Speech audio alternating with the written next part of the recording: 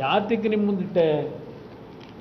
ಇಲ್ಲಿ ನನ್ನ ಮೇಲೆ ಅಪಾದನೆ ಮಾಡ್ತಾ ಇದ್ದಾರಲ್ಲ, ಕುಮಾರಸ್ವಾಮಿ ಪಿತಾಮಹ ಇದಕ್ಕೆ ಅಂತ ಹೇಳಿ.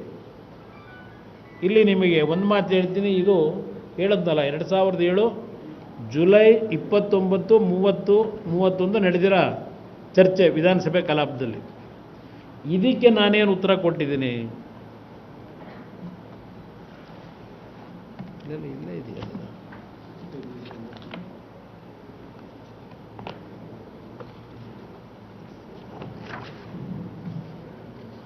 ಅದು ನಾನು ಏನು ಹೇಳ್ತೀನಿ, ಯಾವುದಾದ್ರೂ ಭೂ ಸ್ವಾಧೀನ ಮಾಡಬೇಕಾದ್ರೆ ಕೆಲವು ಗೈಡ್ಲೈನ್ಸನ್ನು ನಾವೇನು ಆಚರಣೆ ಮಾಡಬೇಕು ಅಂತೇಳಿ ಮಾಡಿದ್ದೀವಿ ಅಷ್ಟೇ ಸಂದರ್ಭದಲ್ಲಿ ಅದೆಲ್ಲವನ್ನು ಹೇಳಿ, ಹಿಂದೆ ಕಾಂಗ್ರೆಸ್ ಸರ್ಕಾರ ಇದ್ದಾಗ ಏನೇನು ಮಾಡಿದ್ದಾರೆ ಅದನ್ನು ಸಹ ನಾನು ಡೀಟೇಲ್ ಚರ್ಚೆ ಮಾಡಿದ್ದೀನಿ ವಿಧಾನಸಭೆ ಕಲಾಪದಲ್ಲಿ. ಹಿಂದಿನ ಸರ್ಕಾರಗಳಲ್ಲಿ ಏನೇನಾಗಿದೆ ಅಂತ ಹೇಳಿ ದೇವೇಗೌಡರ ಬಗ್ಗೆ ಪಾಪ ಮಾತಾಡಿರ್ತಾರೆ. ರಕ್ತ ಎಲ್ಲ ಬಸ್ದೋಯ್ತಾ ಅಂತ ಸಿದ್ದರಾಮಣ್ಣವ್ರು ಹೇಳಿರ್ತಾರೆ. ಅದನ್ನೇ ಕೊಡ್ತೀನಿ ಬ್ರದರ್. ಏನು ಹೇಳ್ತೀನಿ, ನನ್ನನ್ನು ಆಶೀರ್ವಾದ ಮಾತು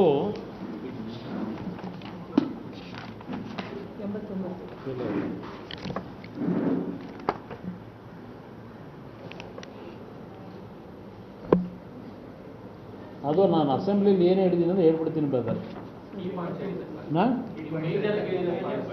ಮೇಜರ್ ಪಾಯಿಂಟ್ಸ್ ಹೇಳ್ತೀನಿ ಬ್ರದರ್. ನಾವು ಮಣ್ಣಿನ ಮಕ್ಕಳು ಎಂದು ಹೆಸರು ಹೇಳಿಕೊಂಡು, ರೈತರ ಹೆಸರು ಹೇಳಿಕೊಂಡು ಇಲ್ಲಿ ಅಧಿಕಾರಕ್ಕೆ ಬಂದು ಕುಳಿತಿದ್ದೇವೆ. ರೈತರನ್ನು ಮರೆಯುವ ಕೆಲಸಕ್ಕೆ ಹೋಗಿಲ್ಲ. ಅದನ್ನು ಸದನದ ಸದಸ್ಯರ ಗಮನಕ್ಕೆ ತರಲು ಬಯಸುತ್ತಿದ್ದೇನೆ. ಸ್ವೇಚ್ಛಾಚಾರವಾಗಿ SC ವಿಚಾರವಾಗಿ ಇವತ್ತು ತೀರ್ಮಾನ ಮಾಡುವುದಕ್ಕೆ ಹೋಗುವುದೂ ಇಲ್ಲ. ಈ ಸ್ಪಷ್ಟೀಕರಣವನ್ನು ಕೊಡಲಿಕ್ಕೆ ನಾನು ಬಯಸುತ್ತೇನೆ. 3/3/2006 ಇಸ್ವಿಯಲ್ಲಿ ಕಳೆದ ಮಾರ್ಚ್ ತಿಂಗಳಿನಲ್ಲಿ ನಾವೊಂದು ನಿರ್ಧಾರ ಮಾಡಿದ್ದೇವೆ, ಸುತ್ತೋಲೆ ಹೊರಡಿಸಿದ್ದೇವೆ.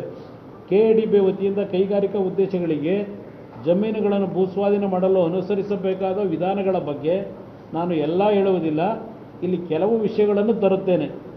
ಪ್ರಾಥಮಿಕ ಅಧಿಸೂಚನೆ ತಯಾರಿಸುವ ಮೊದಲು ಭೂ ಮಾಲೀಕರಿಂದ ಸರ್ವೆ ನಂಬರ್ವಾರು ಅಳತೆ ಮಾಡಿಸಿ ಜಂಟಿ ಅಳತೆ ಕಾರ್ಯವನ್ನು ನಿರ್ವಹಿಸಿದ ನಂತರವೇ ಪ್ರಾಥಮಿಕ ಅಧಿಸೂಚನೆ ಹೊರಡಿಸುವುದು. ಇದೆಲ್ಲ ಹೇಳ್ಕೊಂಡು ಹೋಗಿ ಬ್ರದರ್. ಅದು ದೊಡ್ಡವ್ರ ಬಗ್ಗೆ ಮಾತಾಡೋದೆಲ್ಲ ಅದನ್ನು ಬೇಡ, ಚರ್ಚೆ ಮಾಡಲ್ಲ. ಈಗ ನಾವು ಎಲ್ಲಿ ಔಟ್ಸೈಡ್ನಲ್ಲಿ ಏನು SEZ ಯಾವ್ಯಾವ ಜಿಲ್ಲೆಗಳಲ್ಲಿ ಮಾಡಿದ್ವಿ ಅದನ್ನು ಎಕ್ಸ್ಪ್ಲೈನ್ ಮಾಡಿದ್ದೀನಿ.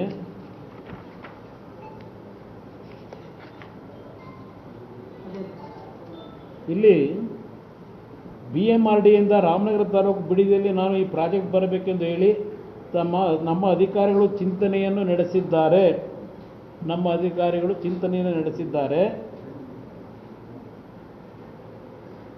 ಇದರಲ್ಲಿ ರೈತರನ್ನು ಒಕ್ಕಲೆಬ್ಬಿಸಬೇಕೆಂದು ಅಲ್ಲ. ರೈತರು ಬಹಳ ಆಕ್ರೋಶದಲ್ಲಿ ಮಾತನಾಡುತ್ತಿದ್ದಾರೆಂದು ಹೇಳುತ್ತಿದ್ದರು. ನನಗೆ ಓಟು ಕೊಟ್ಟಿರುವಂಥ ಪುಣ್ಯಾತ್ಮರು ಅವರು.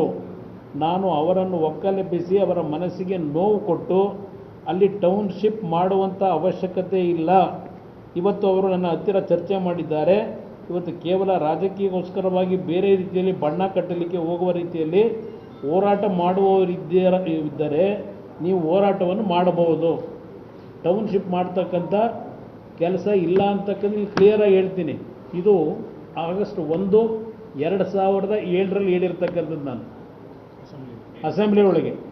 ಇವರ ಎಲ್ಲ ಒಂದು ಪ್ರಶ್ನೆಗಳಿಗೆ ರೈತರ ಭೂಮಿನ ಒಕ್ಕಲೆಬ್ಸಕ್ಕೆ ಹೋಗಿದ್ದೀರಿ ಇದೆಲ್ಲ ಹೇಳಿದ್ರಲ್ಲ, ಅಟ್ಯಾಕ್ ಮಾಡಿದ್ರಲ್ಲ ಸಿದ್ದರಾಮಯ್ಯನವರು, ನಮ್ಮ ಮಲ್ಲಿಕಾರ್ಜುನ ಖರ್ಗೆಯವರು ಎಲ್ಲರೂ ಸಹ. ಅದಕ್ಕೆ ನಾನು ಕೊಟ್ಟಿರ್ತಕ್ಕಂಥ ಅಸೆಂಬ್ಲಿಯ ಪ್ರೊಸೀಡಿಂಗ್ಗಳು ಇಲ್ಲೇ ಇದೆ. ಹೌದು, ಆಗಸ್ಟ್ನಲ್ಲಿ ಕ್ಲಿಯರ್ ಮಾಡಿದ್ದೀನಿ ನಾನು. 1 ಆಗಸ್ಟ್ ಇದು ಇಲ್ಲಿ ಆಗಸ್ಟ್ನಲ್ಲಿ ಕ್ಲಿಯರ್ ಆಯ್ತಲ್ಲ ಬ್ರದರ್, ನಾನು ಮಾತುಕೊಂಬ ಹೇಳಿದ್ದೆ. ಅದಾದ ಮೇಲೆ ಇಲ್ಲಿ ಇದು ನನ್ನ ಪ್ರೊಸೀಡಿಂಗ್ ಇದೆಲ್ಲ ನಡೆದಿರೋದು 2006ರಲ್ಲಿ, 6-7ರಲ್ಲಿ ನಡೆದಿರೋದು. ಇಲ್ಲಿ 11/6/2007 ನನ್ನ ಪಾತ್ರ ಇಲ್ಲಷ್ಟೇ. ಈ DLF ಕಂಪ್ನಿದು ಇದೆಯಲ್ಲ, 400 ಕೋಟಿ ದುಡ್ಡು ಕಟ್ಟಿದ್ರಲ್ಲ, ಆಮೇಲೆ ಈ ಬಿಡ್ಡಿಂಗ್ ಪ್ರೋಸೆಸ್ನಲ್ಲಿ ಒಂದು 20 ಜನಕ್ಕೆ ಅರ್ಜಿ ತಗೊಂಡೋಗಿರ್ತಾರೆ. ಬಟ್ ಬಿಡ್ಡಿಂಗ್ ಪ್ರೋಸೆಸ್ನಲ್ಲಿ ಅರ್ಜಿ ಹಾಕೋದು DLFನವ್ರು ಒಬ್ಬನೇ ಅಲ್ವಾ ಸರ್?